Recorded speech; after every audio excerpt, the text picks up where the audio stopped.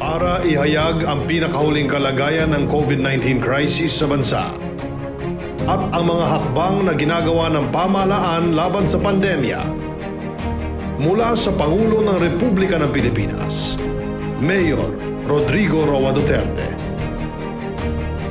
Ito ang Talk to the People on COVID-19.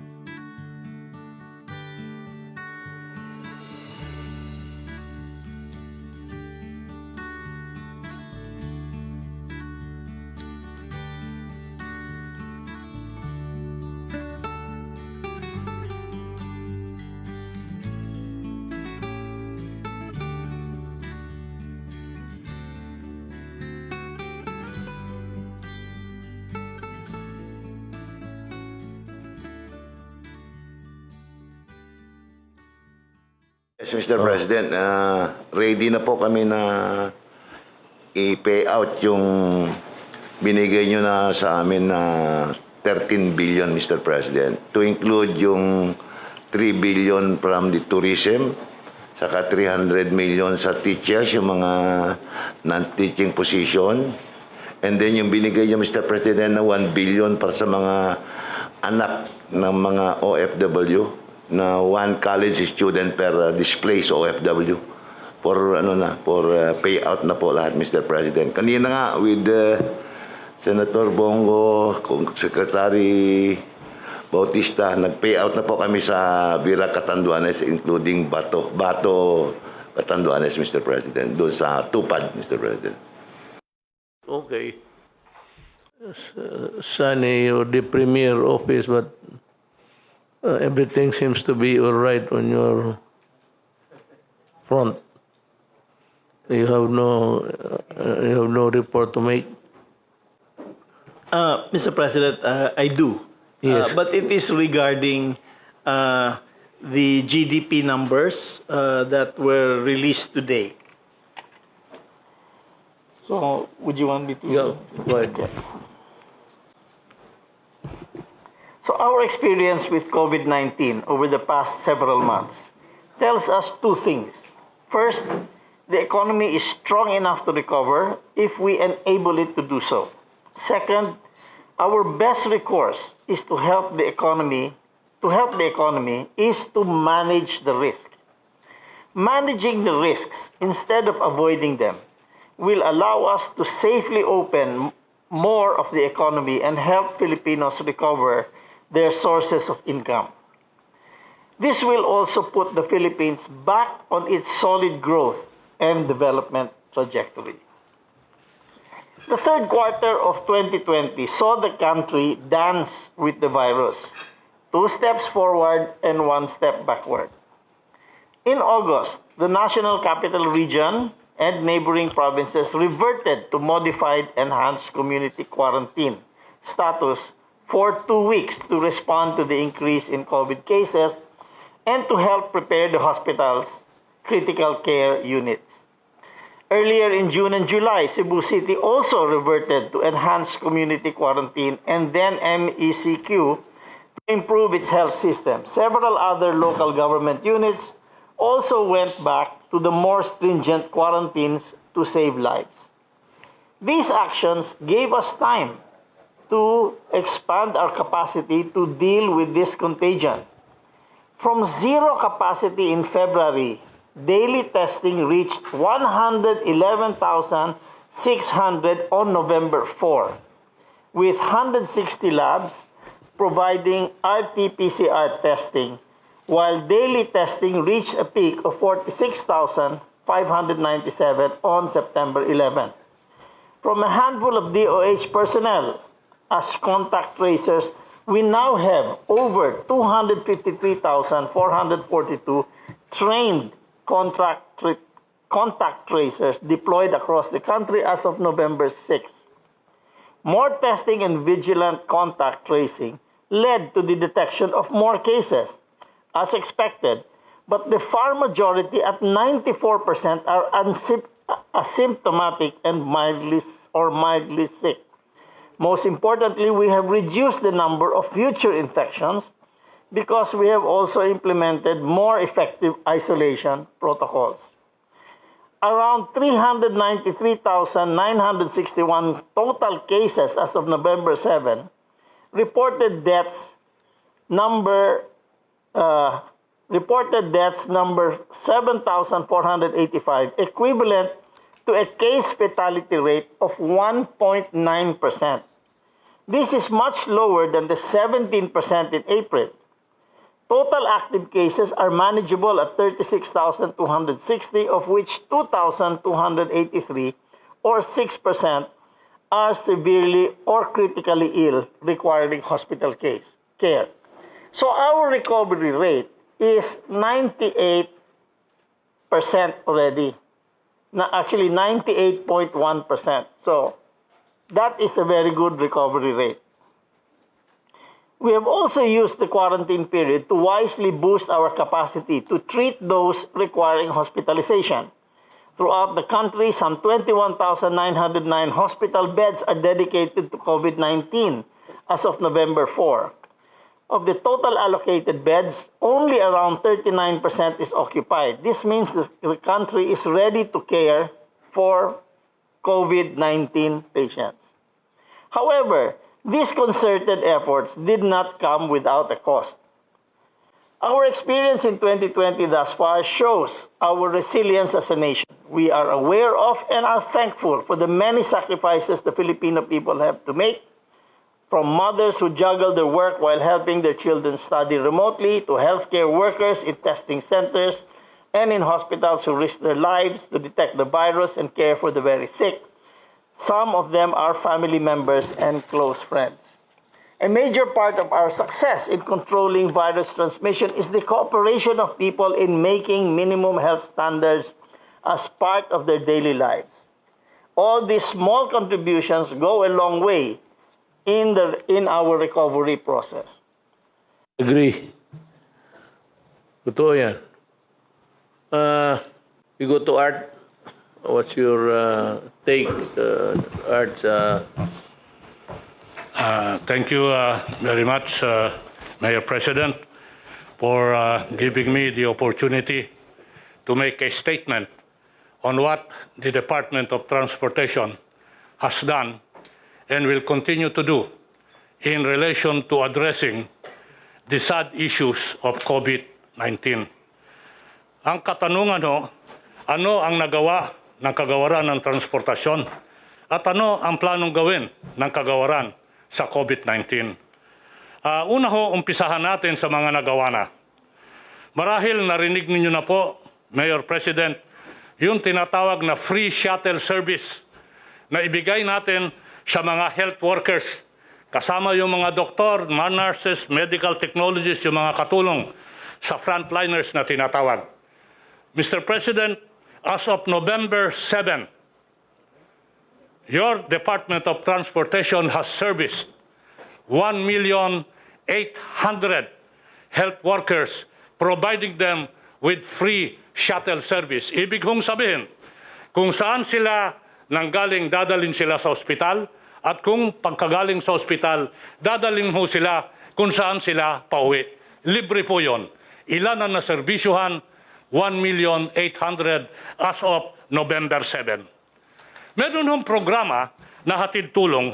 Ito ho yung programa ng ating Senator Bongo at ng ating mahal na IS na kung saan meron silang ginawang hatid probinsya, balik eskwela. Ito po, ano ho ang naging bahagi ng kagawaran ng transportasyon dito? Mr. President, Mayor President, 288,593 ang naiuwi ho namin sa mga probinsya in the pursuit of the project of Senator Bongo and the Executive Secretary. By land, 87,000. By air, 145,000. By sea, 56,000. In addition to this, we have what we call the one-stop shop operation na kung saan tumutulong ho yung kagawaran sa pagbalik ng ating mga overseas workers. Meron hong one-stop shop, OSS, ika nga, na itinayo namin sa Miaa, Terminal 1, 2, and 3, sa Clark at sa Cebu. Ilan ho yung natulungan ng kagawaran? ng mga overseas workers dito, yung mga kababayan natin na balik Pilipinas, 466,542, Mr. President. Ngayon ho, may sasabihin ho ako na bago. Ito ho yung tinatawag natin na crew change hubs. Because of the pandemic, inumpisahan at linunsad ho namin yung tinatawag na crew change hub na kung saan nag-open kami ng portals sa iba't ibang lugar sa Pilipinas. Inumpisahan ho namin sa Port of Manila, sa Port of Kapinpin in Bataan, sa Subic Bay Freeport Sot, at sa Port of Cebu.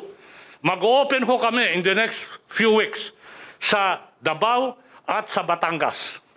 As of today, as we speak, ang naserbisyohan ho natin na barko na kung saan dumadaong sa Pilipinas at napapabilis ang pag-disembark ng mga seafarers, 875 ships.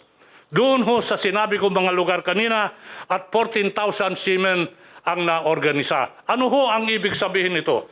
Una ho, mapapalawig at mapapadali ang disembarkation ng mga seafarers. At hangarin ko po, at nasabi ko ho ito, nung ako'y nagtalumpati sa General Assembly IMO, etong mga nakaraang buwan, sinabi ko, hangarin po ng ating Pangulo, Mayor President Duterte, na gawin ang Republika ng Pilipinas na maging the capital of crew change hub in the world. Papunta ho tayo dyan at magkakaroon ho ng magandang transformasyon dito in the next few months. In addition to this, we have established COVID-19 testing labs and quarantine facilities. Nandiyan dyan ho yung sa Mactan, Cebu. Ang capacity, 1,500 to 3,000 tests daily. Ito ho sa kagawaran ng transportasyon yan. Meron ho kaming PPA molecular lab na nagsiservisyo ng 2,000 tests daily. Meron pa rin ho kaming Clark Airport molecular lab, 2,000 tests daily. The EVA Macapagal Super Terminal in Manila South Harbor was transformed into a quarantine facilities. PPA only recently opened and inaugurated a 124-bed quarantine facilities dedicated for seafarers in Bataan on October 9, 2020. Hindi ho pahihuhuli ang Philippine Coast Guard. Nag-open din ho ng quarantine facility ang Coast Guard noong October 10, 2020. Ito ho ay gagamitin ng ating hindi lang mga Coast Guard, kundi pati na yung mga ating kababayan na nangangailangan ng quarantine at isolation. What is splendid report? Go to Mon, you're next. Thank you, Mr. President. Ito marami rin, ano. Iklihan ko lang po, but you have a copy, Mr. President. I mean, yung ano mo. Okay, so thank you for giving us the opportunity to present. I will skip the first chart and go to the second chart, which is on the reopening of the economy na binanggit po ni Secretary Sani earlier. And just to give you an update, next chart, next chart. Just to give you an update. So since about May and June, we've started to reopen yung economy by opening yung mga sectors that were closed because of the lockdown. Ang nangyayari po sa IATF, we slowly, gradually allowed different sectors that will allow our kababayan to go back to work para makapagtrabaho uli sila. So, considering all sectors from agriculture, ever since hindi po sinara ang agriculture, kaya right now they are posting positive growth of about 1.2%. So that's good for the GDP. Ang mga sinara po yung mga non-essential industries or sectors. But starting when we were moving from MECQ to GCQ, we slowly added and opened up sectors like manufacturing, pati ho yung iba ho sa services. Ito po nasa board would be the recent addition na binuksan natin. Ito ho yung mga services, mga labor-intensive to, basically services kasi. So these are like mga legal, accounting, financial services, architecture, engineering, so on and so forth. Pati yung mga retail, mga malls, commercial centers, allowing also public and private construction projects. Even yung mga non-leisure, wholesale stores tulad po ng hardware, clothing and accessories, bookstores, etc. And of course, yung isa sa pinakamalaki ring sector in terms of yung mga manggagawa, mga workers, barbershops and salons. Kaya ito isa rin sa maaga natin binuksan, pero limited yung operating capacity because we were trying to do it gradually. Ayaw natin mabigla at baka magkaroon ng outbreak. We have to institute extra health protocol para hindi magkahawahan lalo na sa barbershops and salons or even in dine-in restaurants that we allowed. Ito pong barbershops and salons, estimate po dyan mga 400,000 ang employment, ang workers dyan. That's why we were really trying to open it up earlier as possible. So I think na-open ito towards May or June. Pero maliit na capacity. And slowly, na-allow po natin umakyat sa 30%, 50%. And yung recent announcement po natin, inallow na to 100%. Ganun din sa dine-in restaurant, nag-umpisa sa 30% at inallow na rin to 50%. And now we can go over 50%. Dine-in industry, itong mga restaurant, they account for about 1.9 million in terms of employment. So maraming trabaho na nagde-depend sa industriya na yan. That's why we really had to open up earlier and now increasing the capacity. Yung mga last sectors na binuksan natin, next chart, would be this, no? Yung mga testing, tutorial review, centers, gyms, fitness centers, internet cafes, marami po yan, nagkalat nationwide, dermatological clinics, other personal care services, pet grooming. Basically, ito kasi, kaya nahuli ito, these are considered really not too essential.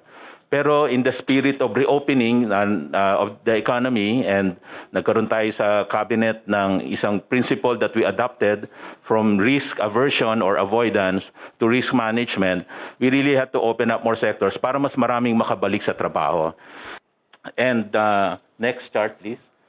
And ang parating paalala natin, so that we can reopen further, we have to follow itong 7 commandments, yung minimum health standard. The wearing of face mask, face shield, no talking and no eating, especially in public places, especially in public transport, allowing more ventilation, hindi kulob ang isang lugar, keeping physical distance, frequent disinfection, and syempre not allowing symptomatics and really isolating the positives. So ang ibig sabihin po nito is that okay tayong mag-reopen as long as sumunod sa minimum health protocol. The community quarantine will not be the determinant para bumaba yung cases. It will be the adherence to the minimum health protocol. Pwede tayong mag-reopen kahit basta merong minimum health protocol. And we've seen that, Mr. President, in the recent nga, nagre-reopen tayo ng economy and yet our cases bumababa. So ibig sabihin wala sa reopening ng economy yung pag-increase ng cases basta sumunod lang dito sa minimum health protocol. Salamat, Con. It was a good report. May we call upon Ruli? Panahon na. Mr. President, Senator Bongo, members of the Cabinet, magandang gabi po. The purpose of my presentation is in two parts. One is to give the members of this forum on the effort of the SWD and other agencies to address the effects of typhoons, particularly Typhoon Rolly, and an overview of the SWD programs and activities vis-a-vis implementation of Bayanihan 2. So, for the situation for Typhoon Rolly, there were 5,360 affected barangays, more than 500,000 affected families, with more or less 2 million affected individuals. Next slide. With regards to displaced persons and families, there are 9,878 affected families, with more than 39,000 affected individuals inside the evacuation centers. Next slide. On the other hand, 11,022 affected families with 44,954 affected individuals are outside of the evacuation centers and are staying with their relatives, friends, and neighborhood. Next. For the damaged houses, more than 38,000 or rather 33,000 are totally damaged, and more than 128,000 are identified as partially damaged houses. The department has initially provided assistance to all the affected regions in the amount of more than 52.4 million pesos. With regards to the actions taken, next slide please. The slide depicts the transport of food and non-food items to the provinces under Region 5 from 02 November to 10 November using air and naval assets of the Philippine Air Force, Philippine Navy, and Philippine Coast Guard. Next slide. An initial of 59,420 family food packs, more than 4,000 bottles of water and assorted non-food items were provided to the beneficiaries. Mr. President, yung mga ibang family food packs po natin ay naka-preposition po yan sa mga daungan o kaya sa mga airport na if in case there will be an available air or naval assets, they will be immediately pushed to Region 5, particularly Catanduanes. The slide depicts that for the other food and non-food items augmentation, there were 19,491 family food packs were distributed to the beneficiaries of NCR, Region 3, 4A, and 4B. Next slide. At present, the department has a standby funds which is also used as quick reaction funds amounting to 226.1 million pesos, wherein 184.7 million is available at the central office while the rest is distributed to the different field offices. Mr. President, nag-usap na po kami ni Secretary Abisado at nagpapasalamat po ako sa kanya dahil sinabi po niya na i-replenish po niya ang quick reaction funds ng DSWD. Thank you. Anybody? Tapos na siguro yung user. Mr. President, I do not have any presentation to do because the DOJ's participation in the anti-COVID campaign is basically supportive. So that means to say our active participation in the IATF to ensure that all rules or guidelines being crafted by the IATF are in accordance with law. Also, our participation is in the continuing investigation and prosecution of all violations of health and quarantine protocols. And through the Bureau of Immigration, Mr. President, we strictly enforce all rules and regulations that have been adopted by the IATF in connection with foreign travel and immigration, Mr. President. Well, wala na ako na. Then, I will address again to the people. Periodic to I think it has become an every week affair. So, ang akin dito, we have good reports. Not only good reports, but really reflecting the reality of the country and what we expect. And binigay man sa inyo kung ano. And they've been working very hard. Sunny here. Una ang COVID because that is the main concern. Nandito na ang bakuna. So, it's being sold. Yung iba sa, I don't know, it would be not good to assume that there's a black market for that. But Sonny says that he can borrow money of 300 million plus to US dollars, $300 million. So malaki yan. Makapabili tayo. But I think it would do as well to also realize that unahin talaga nila yung mga tao nila. China na Pfizer of America, meron na sila. So, hindi na nakakatakot talaga ang COVID. But sa pagkangayon, magbili ka mahal. As I have promised, gastos ng gobyerno itong bakuna para sa lahat ng Pilipino. Kaya nga, umpisa natin sa mga mahirap, pataas na ano. Let's start with A, B, C, D, E. The lowest sa E, yung talagang mahirap na wala.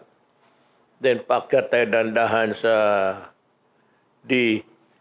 Then, yung C, medyo hindi na, sobra na yung 300 million ni Secretary Dominguez. Hindi tayo maggastos dyan kasi marami mga pera na yan.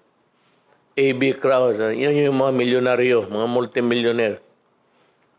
Yung nasa C, they are in a bracket which we think are pretty good for them to just buy the medicines for themselves. Yun ang status. As long as may magpautang sa atin, no problem about it. How long? In due time. Ngayon, hindi sa ayaw natin bumili. O wala pa tayong mabili kasi sabi ko, ang vaccine sa Amerika was binili na kaagad ng, I think, the federal government made a first installment. Binili na. So, you can expect that within the few months until next year, all of those vaccines produced will be used for the Americans. Same story with the European countries na successfully developed the vaccine, including China. Yung sa China, yung Sinovac, pati nila yung Sinopharm. I think they have already. Again, we have to keep in mind na they have a population to worry. And that population is not easy. Americans have about 340 million plus. And China about 1.3 billion. So tatapusin muna yan nila bago sila magbigay sa iba. Yan ang ano. But hindi naman lahat eh. May mga ibang kumpanya na nakasunod na. It's out in, the cat is out of the bag. So probably yung paggawa niyan, kaya na kopyahin ng iba. So yan mga kababayan ko. Basta mabakunahan kayo. Wala kailan maghintay lang tayo, pera, makahiram tayo kaagad. Ang supply, ang problema. Kung sino yung country nagkapag-imbento, naturalmente unahin niya yung mga tao niya. That's the reality of life. Yan ang... So the vaccine is there is hope for mankind. Pero ako, wala bang bakuna, pero hindi na ako takot. Maybe not, depende sa swerte mo sa buhay. But for the succeeding generations, mga anak ko, mga apo ko, I'm quite confident with the thought that they have a refuge which they can take shelter dito sa COVID storm. Sa corruption, sinasabi ko naman sa inyo na galit ako talaga. And I will not only investigate you, I will expose you to the public para malaman ng tao na niloko ninyo yung gobyerno. Dito sa Bureau of Immigration, may nadagdag ngayon sa human ito, sir. Under the Bureau of Immigration is under the Secretary of Justice. It's an agency that is attached. Ang bagong is Perry Michael Pancho, Marcos Nicodemus, Darin Ilagan, preventively suspended last month by the DOJ pending investigation of formal charges against them for grave misconduct, neglect of duty, or conduct prejudicial to the best interest in the service in connection with the falsification of travel record of a former war card executive. So, ayan. Ang iba naman itong si Neil Tristan Istomo, Micara K. Cortez, Christopher Lee. Totoo ba ito si Christopher? Di ba ito si Dracula? Christopher Lee. Roland Lim. No, it's just a joke. Pero totoo. There's such a person known as Christopher Lee. Itong si Stomo Cortez Lee Lim, preventively suspended last month by the DOJ pending investigation of formal charges against them for grave misconduct, serious dishonesty, gross neglect of duty, and or conduct prejudicial to the best interest of the service in connection with the Astilia scheme. Wala na ito. Then, may bago tayo sa Department of Public Works and Highways. Ang na-harvest natin na mga supposedly, it's not good to call them criminals, but eventually, if they are charged and convicted, they would be Wilfredo Agustino, Rode Canastillo, Edward Canastillo, Susel Caligan, dismissed by the Ombudsman September 21, 2016 for grave misconduct. Leia B. Negre, dismissed by the Ombudsman on 20 October 2016 for misconduct in relation to the acquisition of excessively priced lamp post. Marami ito. Itong pumasok noon sa China. Yung pagbukas ng China at ang ekonomiya ng Pilipinas, there were a lot of importations. A lot of those were really the post na may ilaw na, but they were priced heavily by not by China, the manufacture lang naman. Yung mga ahente dito, tapos in connivance with the government people, ayan, presyo. Ibasahin ko ito mga na-dismiss to by the Ombudsman for the following violations. Violation of Article 210 or direct bribery, and Article 211 or indirect bribery of the revised penal code. You can pronounce it bribery or violation of Section 3E of the Anti-Graft and Corrupt Practices Act, violation of Section 7D of the Code of Conduct and Ethical Standards and the Government Procurement Pera na naman to, Reform Act. Ito sila si Ricardo Paulican, Elmer Calo, Pedro Mercado, Agatonia Nico, Galarita, Doroteo Ilagan, Harold Marie. Meron pa.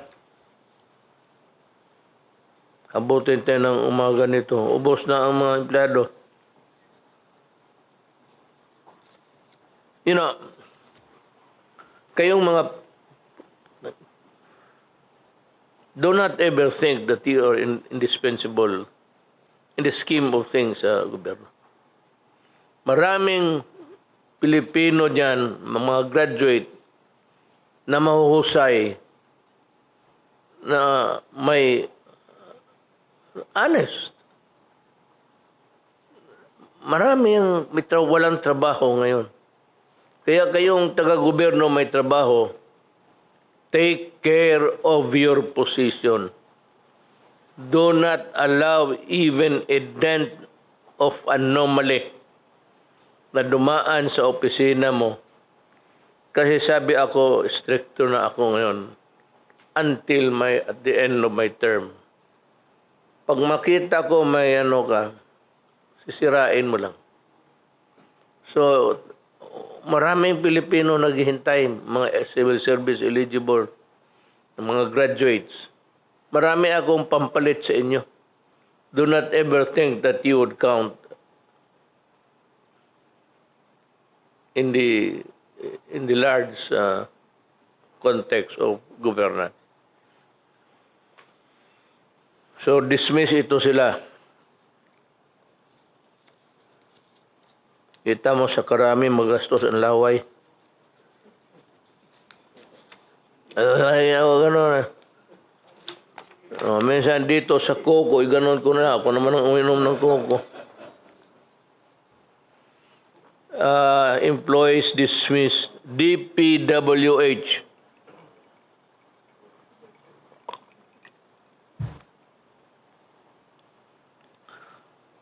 DPWH, Rolando Asis, Edelberto Tayaw, Berna Coca, Luz Viminda, Narciso, Danilo Peroy, dismissed by the Ombudsman for misconduct. They executed bidding documents after award. May bidding after the award na. Imbis bidding award, may award bidding. And implementing of the rehabilitation of the Paglaom Sports Complex in Bacolod. Linti nga. Tiga na nga. Dito na tayo itabo sa inyo. Dismissed by the Ombudsman, Ray Alcantara of the Local Water Utilities Administration. Dishonesty, grave misconduct, conduct prejudicial to the best interest of the service. Then may isa pa tayong bright boy, Elmer Riderico, dismissed by the Ombudsman on April 6, 2018 for grave misconduct and conduct prejudicial to the best interest of the service. He engaged in fraudulent and irregular bidding, causing undue in the award and the subsequent implementation of the project. By the way, do not ever think that itong kasi dalawa, administrative pati criminal. Yung minsan sa administrative sa opisina lang, It's the secretary, yung head na mismo, and they can dismiss you. The other opisina na mayayari ka, ang ombudsman. So, dalawa yan. Pero itong mga dishonesty, grave misconduct, conduct unbecoming of a public official, ito administrative lang to. Sa opisina ninyo, matanggal ka sa trabaho, suspendido ka. But, itong dalawa, it will not stop here. The ombudsman will file, kaya nito, he engaged in fraudulent and irregular bidding, causing undue delay in the award and the subsequent implementation. Anak, Elmer Roderico, the government will file criminal charges against you. Dalawa talaga ang tama ninyo dito. Criminal, pati alis kayo sa opisina ninyo. Meron dito si Noel Pineda, Edward Del Rosario Sevilla, Alberto Cainhog. Ganon, dismissed by the ombudsman. Gross misconduct and conduct prejudicial to the service. DPWH pa rin tayo. Eufrenia Cabaya, Helen Asinas, Wilson Tagbo. Ito, medyo tingin siguro ng ombudsman hindi mabigat. But, you are suspended by the ombudsman for 1 year without pay for misconduct, but without prejudice of filing a case against you.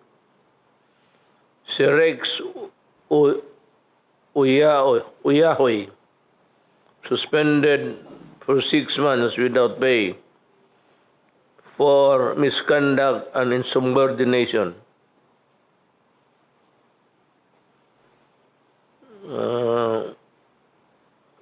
Well, ang tingin ng ombudsman dito nakalagay, granting a request for a modification. Nabigyan siya, maybe because of the merit of the case also. Enrico Gilias, suspended by the ombudsman for 2 months and 1 day. Roberto Canisal, suspended for 1 month. Philip Nenes, suspended by the ombudsman. Edna Nenes, pareho ang middle name ninyo. Magkapatid kayo. Philip at Edna, FF kayo, Nenes. Mines, rather. Huwag ninyong sobraan ang drama ninyo. Kung gusto ninyo makapera, umalis na lang kayo sa gobyerno. Negosyo. Magnegosyo kayo sa labas.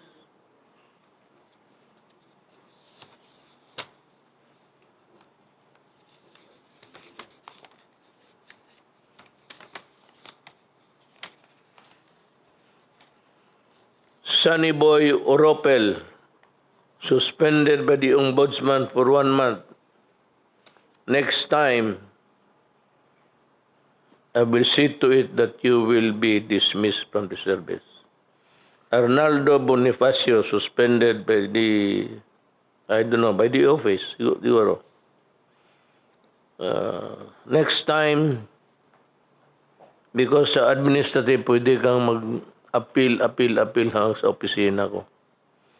Pero pagdating sa lamesa ko yan, since you are known to be a malikot ang bulsa ninyo, you were suspended only. next time, Arnaldo Bonifacio, I will dismiss you from the service. Lahat yung suspended, next time na magkaroon kayo baski simple simple neglect of duty, or whatever, it falls as a ground for dismissal, papalisin ko na kayo. Virgilio Duarte, note dito, PRRD appointee. He was suspended by the ombudsman. Next time, magkamali ka, I will personally see to it that you're out. Umalis kayo dyan sa ano. Alingas-ngas yan dyan sa DPWH. Maraming magbabantay. Serafin Lago, ganun rin. Next time, dismissal ka na. Suspended ka lang ngayon. Roberto Atienza, ganun na, suspended. Next time, I'll dismiss you. Joselito Altiveros, suspended ka lang by the DPWH for 6 months. Misconduct. Next time. Sabi ko nga,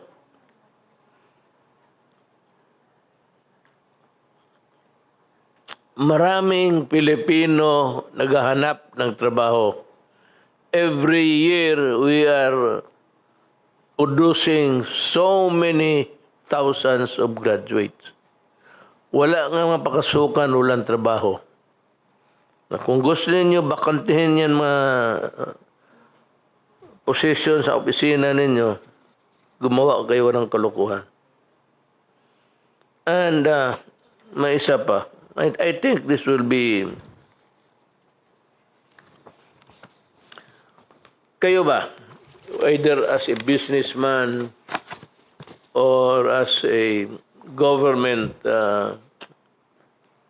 employee lang, if you come to know of a conspiracy or may usapan to do an illegal act, sundan mo lang, let it ripen into a crime. Pag natapos na ang papilis, hindi na kailangan magbayad ang gobyerno.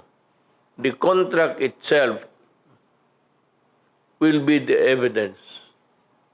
Sa ano hindi na kailangan eh. The fact that you have the intention to draft a contract that is prejudicial to government will be enough to send you to the gallows.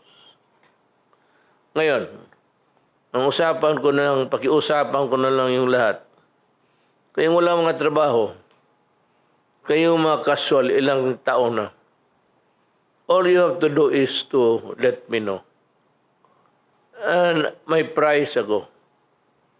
Pagka mayroon kang malaki, if it's a malaking sindikato, ghost project ni director, putang ina,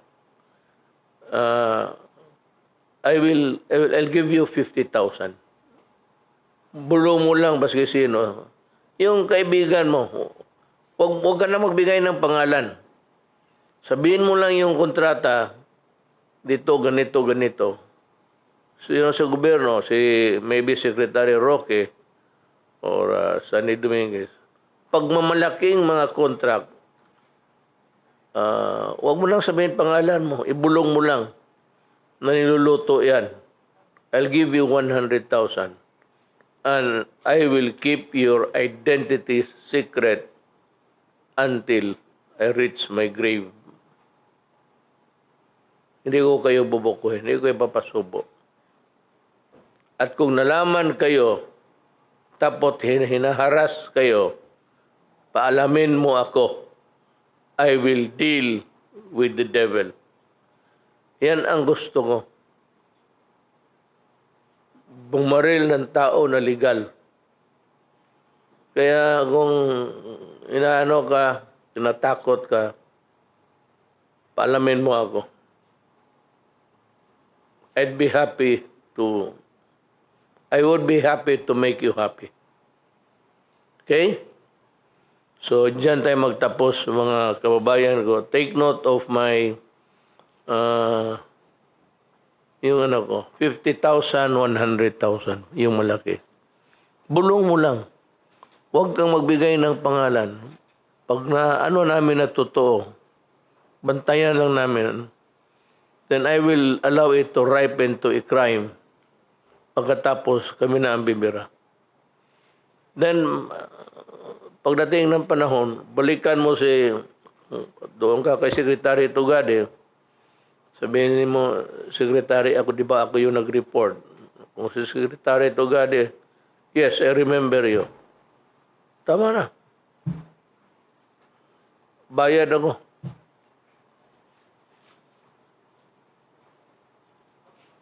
Mga kababayan ko, maraming salamat at magandang gabi sa inyo lahat.